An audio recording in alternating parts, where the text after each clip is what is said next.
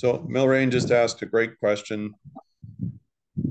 And I was looking at this assignment and I realized that I need to highlight and put in bold what it is that's expected. Now that information was in there, but it was in the mix of all this details. So, you have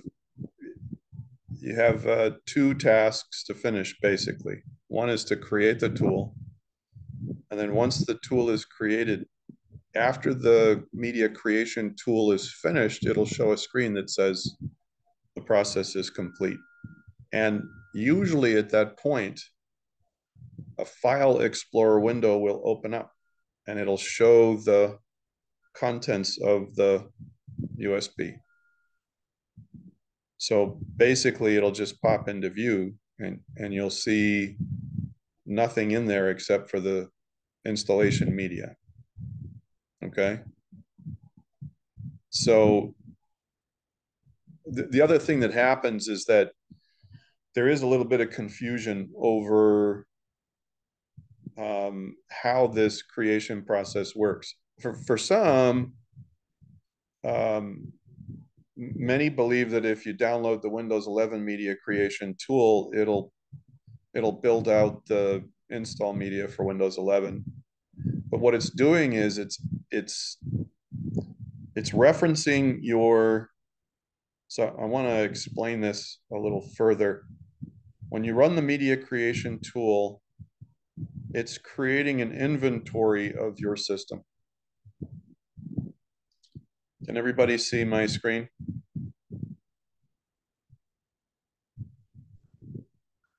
Yeah, I can see it. Okay. So let's pretend that I want to build install media because I need an extra copy of my Windows installation in case something happens. Maybe a hard drive goes bad, or I get infected with malware or ransomware, and I just need to wipe the drive, right? So when you use the tool for Windows 11, it checks to see about the specifics for your device. It's going to identify system specific information like how much RAM and what type of CPU and MAC addresses. In fact, if you go to the command prompt and you type in system information,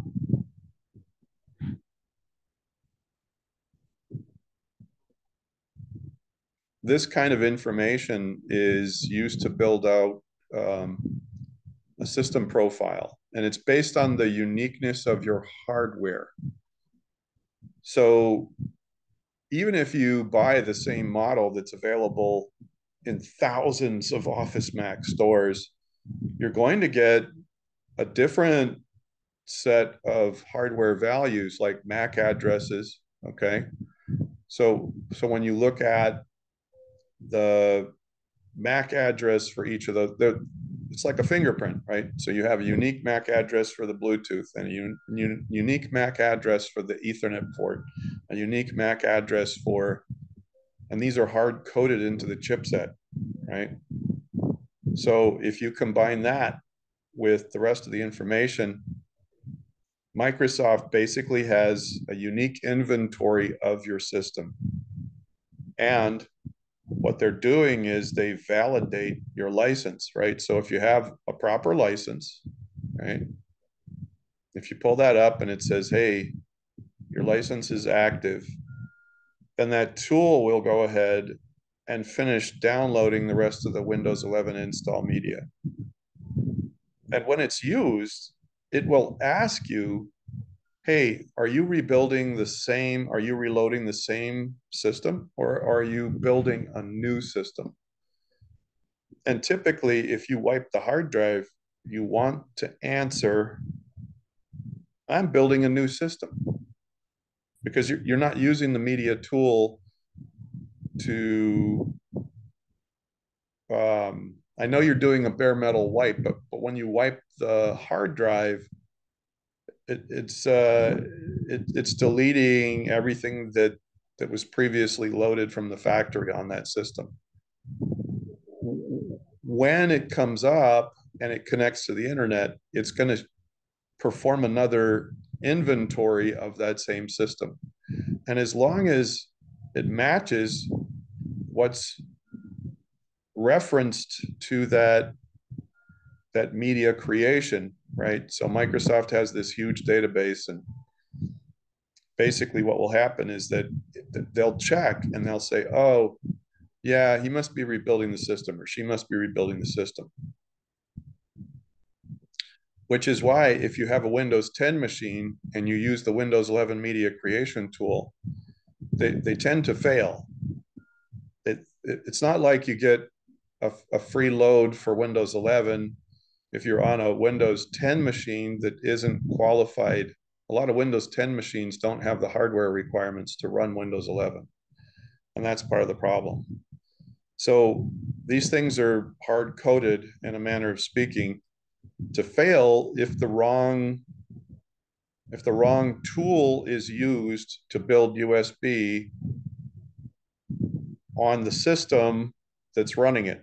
So if you have a Windows 10 machine and you have Windows 11, it's not going to do well. If you have Windows 11 and you try to run Windows 10 media creation tool, it's not going to run well.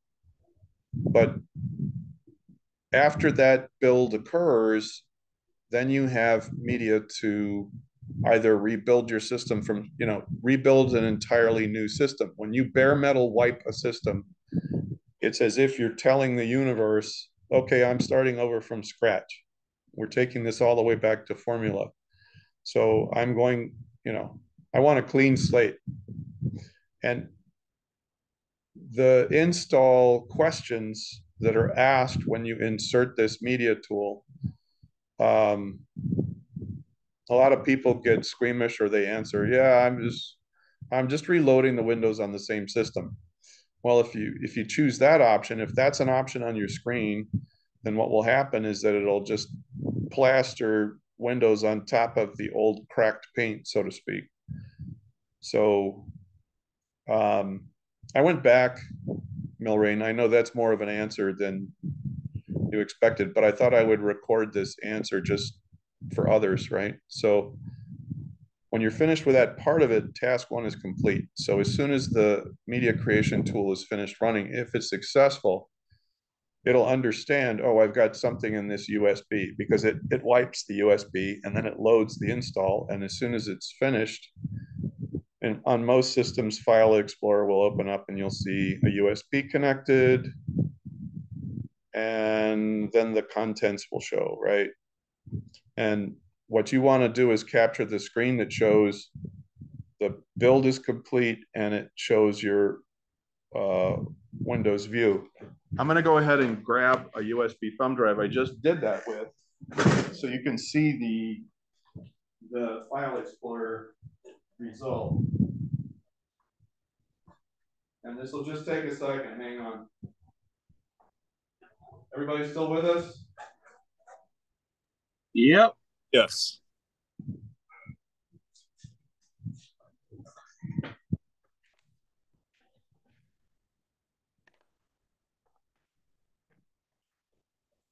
Now, when we first, there it is, that's what you'll see. The only thing that you won't see is this other folder that I put in there just to put additional data in.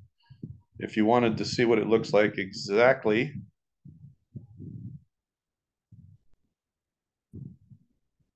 that's what you should see when you're finished building your. And if you submit this, or you submit the media creation tool is complete, you'll get full credit. Upload the process complete screen and a view of the USB and File Explorer, but I won't dock you. As long as you have one or the other, I know you finished it, right?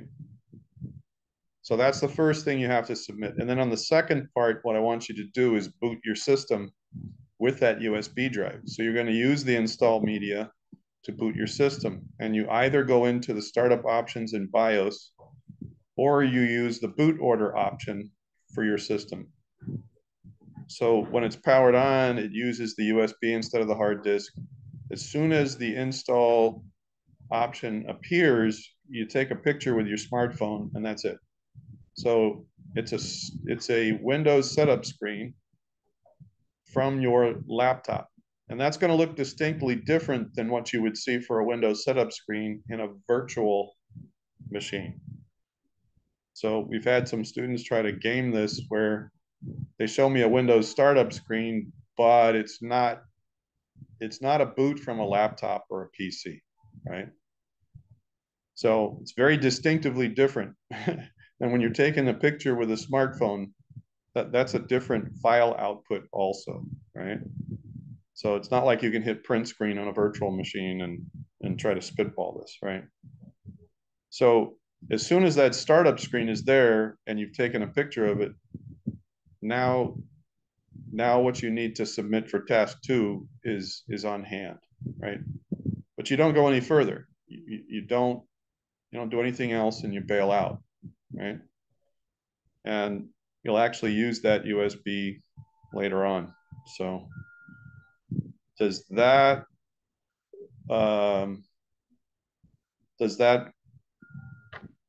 help in terms of what we expect for each?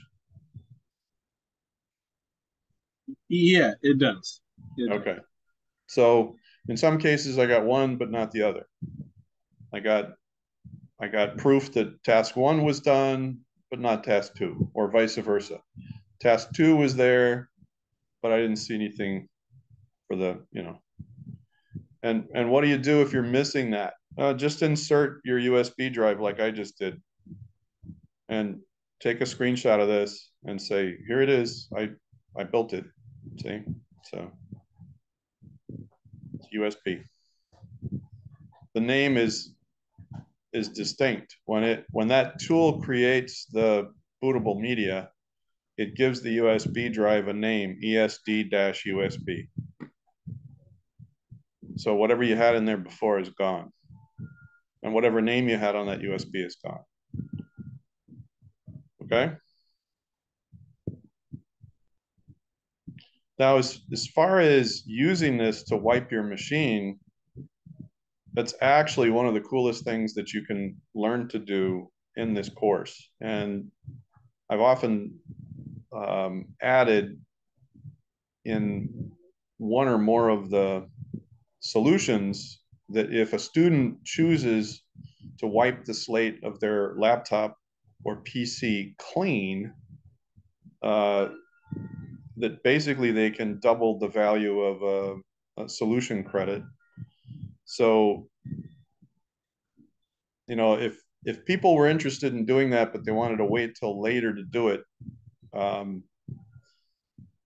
I can tell you that there's a lot of stuff going on the internet right now and a lot of security compromises that are happening. And if your laptop is not, smooth, fast, and hot, if it's not showing that everything is the way it's supposed to be, it's pretty easy to capture the data that you want to save on a laptop or a PC, and then to wipe the slate clean. So the trick is to determine whether or not you have more than one physical hard disk, or if you have a hard disk that's got extra partitions. So you just want to check something extra. Does anyone have any questions about other assignments or solutions? So we've posted some scores out there. If you could check Blackboard. I'm going to stop sharing and stop recording at this point.